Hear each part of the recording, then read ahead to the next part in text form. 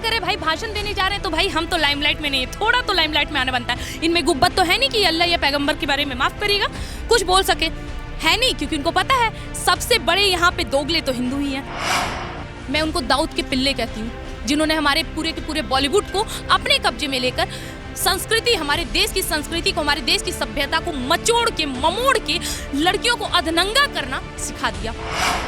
कि 786 को अगर आप हिंदी शब्द में लिखें, हिंदी अनुवाद में लिखें और उसको गौर से देखें तो वो ओम का प्रतीक दिखाई देता है। और उसे प्रूफ करने के लिए उन्होंने ये कहा कि आप हिंदी वर्ड लिखें और उसे उल्टा करके देखें। श्री कृष्ण का नाम सुना है ना, जिन्होंने महाभारत करवाया था।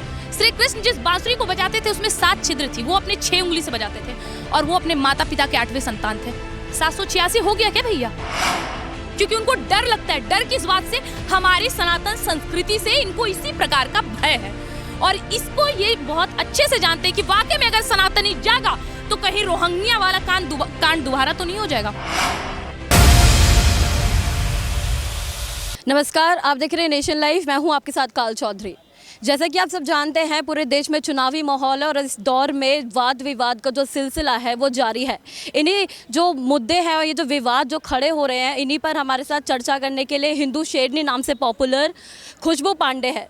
आइए उनसे बात करते हैं और क्या सोचती है इन मुद्दों पर और इनके क्या विचार है वो आपको बताते हैं। नमस्कार। नमस्कार जी, खुशबू जी, जानना चाहूँगी कि जो हमारा जो धर्म है, सनातन धर्म उठने की यहाँ पे मांग उठ रही है, तो क्या लगता है कितना ज़रूरी है, क्यों जो है हिंदू राष्ट्र को पूरा सनातन धर्म बनना चाहिए? मैं तो बोलती हूँ नहीं बनना चाहिए। चलिए ठीक है, मैं मान लेती हूँ, एक काम करिए, आप सनातन धर्म को भी फॉलो मत करिए, लेकिन आप उस धर्म को फॉलो करिए जो आपको ये सिखाए कि विश्व का कल्याण हो, प्राणियों में सद्भावना हो। ऐसा कौन सा धर्म है जो आरती के बाद ये बोलता है? जानते हैं ना, सनातन धर्म। आरती समर्पण के बाद हमारे मंदिर ही ऐसे हैं जहाँ से ये आवाज़ आती है कि विश्व का कल्याण हो, किसी मस्जिद और किसी चर्च से नहीं। वो मंदिर हमारे सनातन धर्म का प्रतीक है। तो जो धर्म अपने देश, अपने राष्ट्र, अपने धर्म की बात करे, धर्म का मतलब कोई हिंदू मुसलमान क्रिश्चियन नहीं है। धर्म का मतलब है सही काम।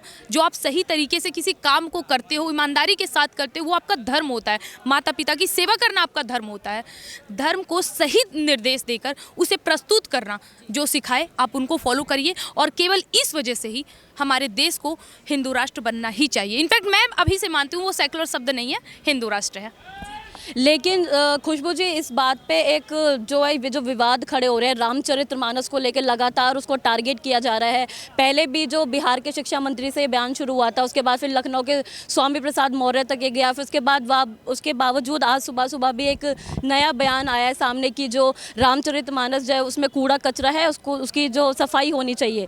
क्या लगता है कि इन विवादों पर, इन बातों पर कितनी सच्चाई और क्या कुछ कहना चाहिए? आपको पता है, इसी को कहते हैं सेकुलरिज्म।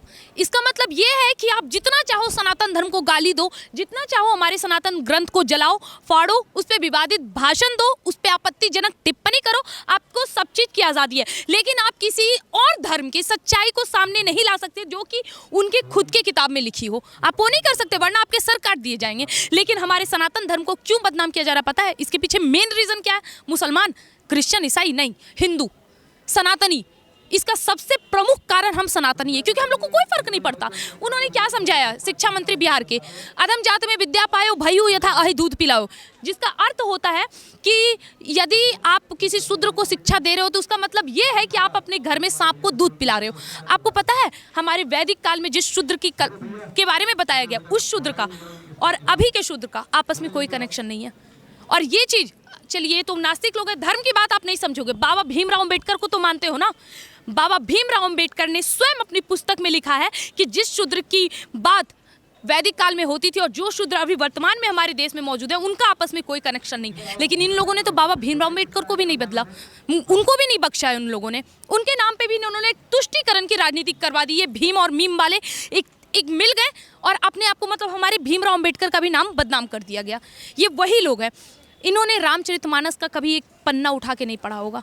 ये संविधान की बात करते हैं, संविधान के पहले पन्ने पे हमारे राम दरबार की तस्वीर है। वो बोलते हैं कि उसमें जो विवादित चौपाई, कुछ बोलते हैं कि उसमें विवादित चौपाई है जिनको उनको पत्रियों को भी जलाया। जी जी, अभी अभी मैंने आपको बताया ना कि बिहार के शिक्षा मंत्री ने यही बयान दिया था, अधम जात में विद्या पायो भई होता है दूध पिलाए। उनको उसका अर्थ नहीं समझ आया, उनको इतना पता चला कि हमको एक रट्टू तोता की तरह अभी कहीं एग्जाम देने जाते हैं कैसे बच्चे अपने बुक पढ़ लेते हैं, तो उन्होंने भी बस वही काम किया। क्या करे भाई, भाषण देने जा रहे हैं तो भाई हम तो लाइमलाइट में नहीं है, थोड़ा तो लाइमलाइट में आना बनता है। इनमें गुब्बत तो है नहीं कि अल्लाह या पैगंबर के बारे में माफ़ करिएगा कुछ बोल सके, है नहीं, क्योंकि उनको पता है सबसे बड़े यहाँ पे दोगले तो हिंदू ही हैं जो अपने ही धर्म के लोगों का विरोध करते हैं। इनको ये अच्छे से पता है।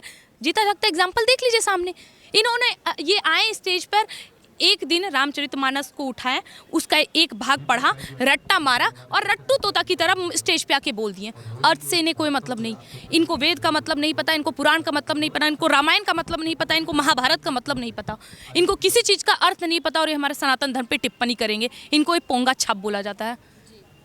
मदनी की भी एक टिप्पणी आई थी कि जो है कोई ब्रह्मा विष्णु महेश नहीं है, उनका जो वजूद है, अल्लाह का वजूद ही सर्वप्रथम है, ऐसा बोला गया उनकी तरफ से। क्या लगता है कि क्या क्या हो सकता है सच्चाई? अब इन मदरसे छाप को मैं क्या ही बयान दूँ, ये कुछ भी करेंगे, फोड़ना तो इनको बम ही है। अब मैं मदरसा छाप बोलूँगी फिर इनको बुरा लग जाएगा, लेकिन इनकी हरकत तो वैसी ही है। ये ओम और 786 में मेल बताते हैं।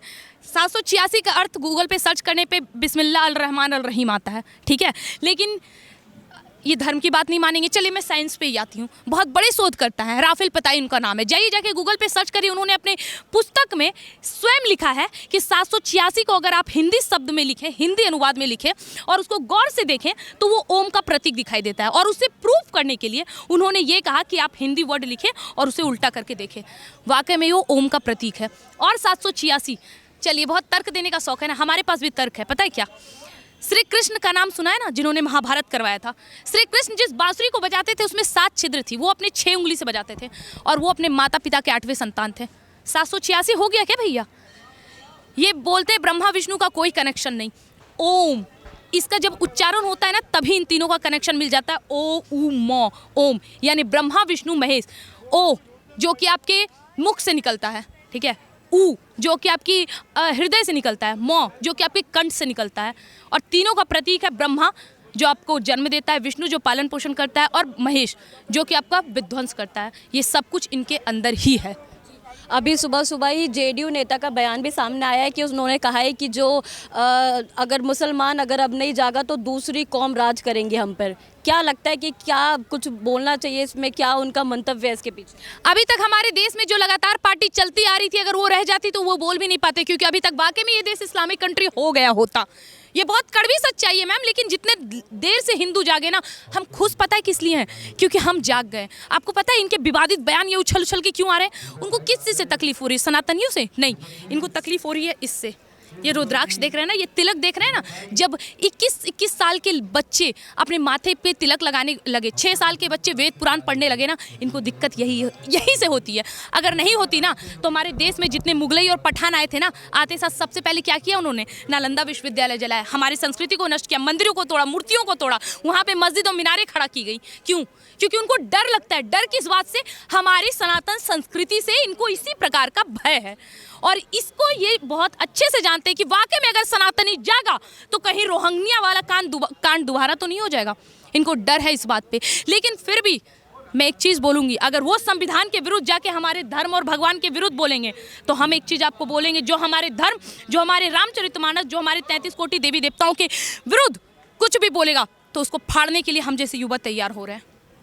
जैसे आपने बात करी थी कि जो है कि सनातनी धर्म को बनाने ना बनने पे हिंदुओं का ही कहीं ना कहीं ना वो है, ना कह सकते हैं कि हिंदू ही चाह रहे हैं।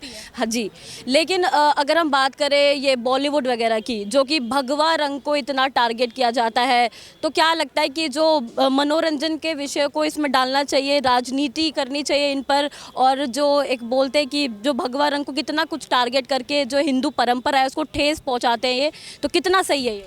देखिए मैं एक बात एकदम साफ कर दूं कि अगर कोई इस प्रकार की मूवी आती है तो मुझे लोगों से ज़्यादा, बनाने वालों से ज़्यादा दिक्कत सेंसर बोर्ड से। मुझे इसका मतलब नहीं पता, मैं सामने से बोल रही हूँ कि आखिर क्यों ऐसा क्या होता है जो सेंसर बोर्ड को सनातन धर्म को बदनाम करने वाली मूवी को दिखाना पड़ता है, रिलीज करवाना पड़ता है। ऐसा क्यों होता है कि पद्मावती के नाम पे मूवी आती है तो हम लोग थिएटर जलाते हैं और उसे धमकी देते हैं?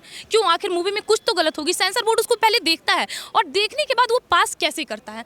हमारे देश में 90 के दशक के बाद, गुलशन कुमार की मौत के बाद, हमारे देश में एक ऐसे गाने बताइए जो हमारे भाई बहन पे आए हो, भगवान पे आए हो, कुछ ऐसा जो हम उस पे झूमे खो जाएं। हर राखी पे एक नया गाना होता था, हर एक त्योहार पे एक नया गाना होता था केवल सनातनियों के लिए।